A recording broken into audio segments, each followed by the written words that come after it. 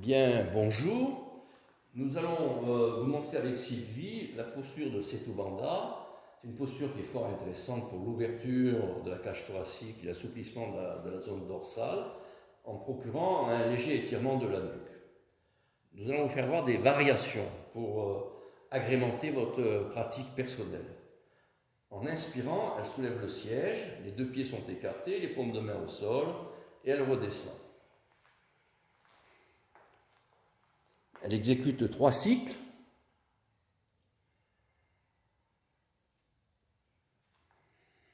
Quand elle repose le dos, elle repose son dos comme une chaîne de vélo maillon par maillon, en faisant la rétroversion du bassin. Elle monte en inspirant, elle reste, elle entrelace les doigts des mains, et elle navigue d'une épaule sur l'autre pour bien ouvrir la poitrine, Voilà. Et dans cette position, elle respire profondément, en étant concentrée dans le haut de la poitrine lors de l'inspiration et concentrée au niveau du ventre lors de l'expiration. Et elle essaie d'avoir un rythme régulier qui lui est personnel pour aujourd'hui.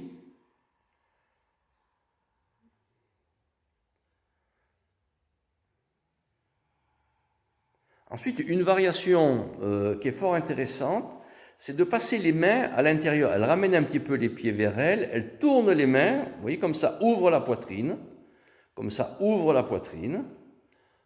ça ouvre les épaules, le sternum se rapproche du menton, et elle continue à respirer, c'est pas plus difficile.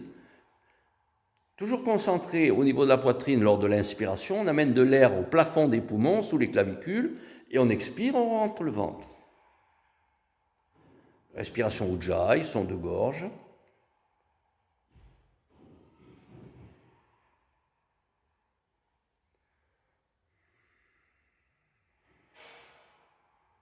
Au bout de quelques respirations, elle dégage ses bras. Elle peut porter les bras derrière elle. Remontez, Sylvie. Elle peut porter les bras à l'arrière. Dos des mains au sol et effectuer là aussi quelques respirations profondes, bras en arrière. Et ensuite, elle ramène les bras et elle repose le dos. En expirant, elle ramène les bras et elle repose le dos.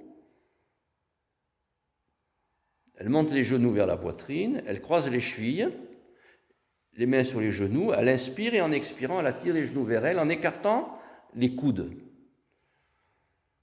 Elle attire à nouveau les genoux vers elle en écartant et en montant les coudes. Donc on étire le carré des lombes, inspire. Il n'y a pas d'agressivité sur la butée articulaire. Encore une fois.